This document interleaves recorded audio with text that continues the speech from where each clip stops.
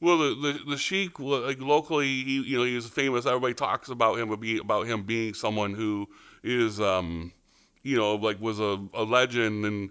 And the thing with him was that he had so much success that people looked at his wealth, like the opulence of their house that they built in Williamston, and the way that he was willing to have big, huge gatherings. A lot of times they would local kids could come to the house and see the pool and see the wrestling ring out back, and he was welcoming to people and real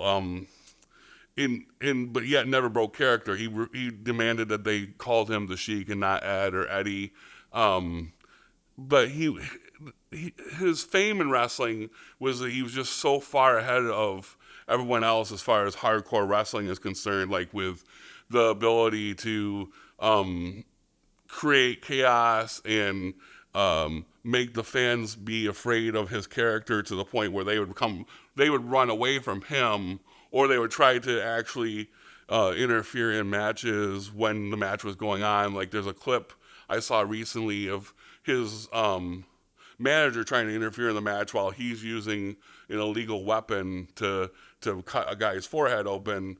And a fan from the crowd just comes running up on the ring apron and tries to take the guy down.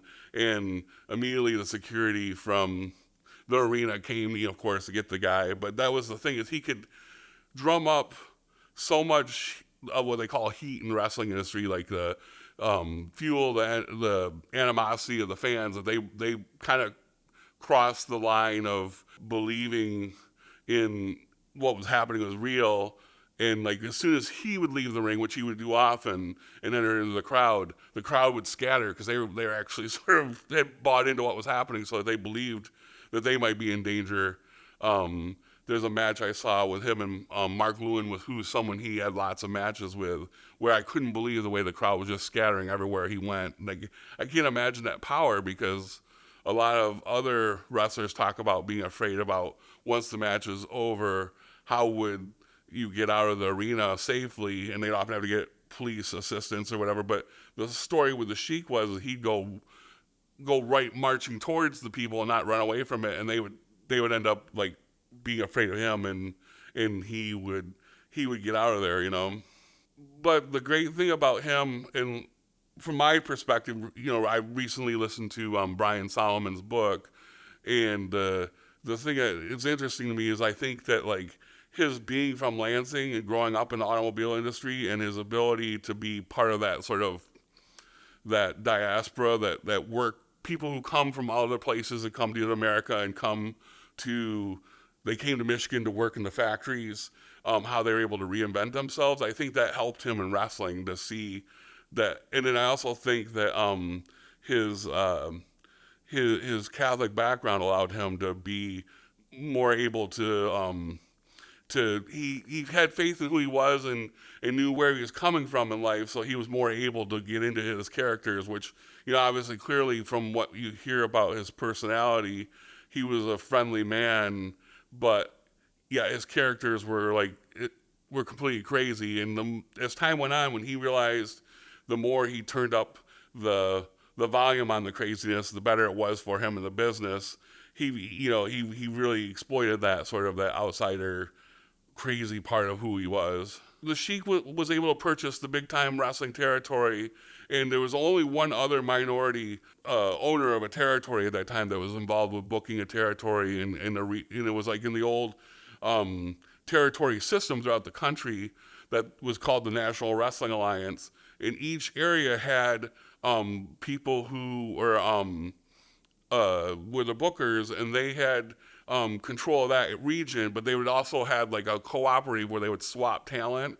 So like if Andre the Giant was in one territory and another territory needed to drum up business, or the Sheik for that matter, they would call those people in from wherever they were at and trade talent temporarily to try to help that other territory was flagging, because they were part of that larger cooperative. But the Sheik, with his being Middle Eastern, and then a guy from Buffalo who was Mexican. Those were the only minority people who were in charge of a territory in the NWA at that time. So that was kind of a big deal too, because, and they said that the other people involved in the NWA sort of looked down on the Sheik because the Sheik enjoyed going to Vegas and gambling and having some drinks, and he had an opulent home and was like to have the finest clothes and was interested in buying suits and things like that. And they thought that they kind of used that against him as like that he was somehow lesser than them because he didn't have the discipline to be more conservative.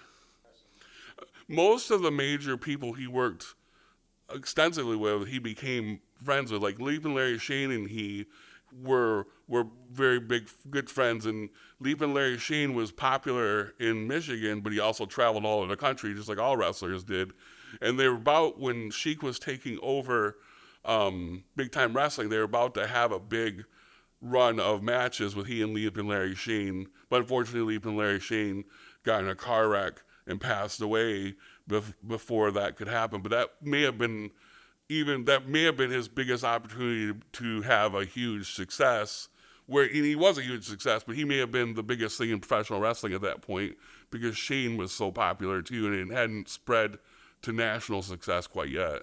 But like part of the Sheik's story, whenever you hear his story, the people like Abdullah the Butcher, who he had a long rivalry with, was someone he was friends with, and Bobo Brazil, who they were had a long rivalry. They were very close friends, and Bobo probably wouldn't have got the same chances elsewhere as an African American. I mean, they still at that time, African American wrestlers very rarely held belts, and he put the U.S. Championship belt for big time wrestling on Bobo multiple times. So and that was a big deal that he.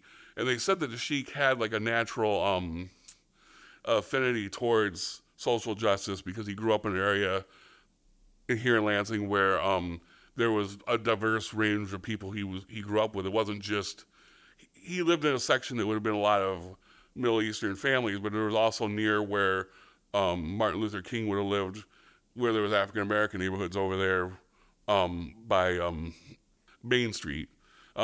Anyways, he was someone who, even though like his persona was such a dark, angry character, he seemed to have a sense of, behind the scenes of real decency and real loyalty to people he worked with. But the most famous friendships that I know of would be with Larry Shane and Bobo Brazil in particular.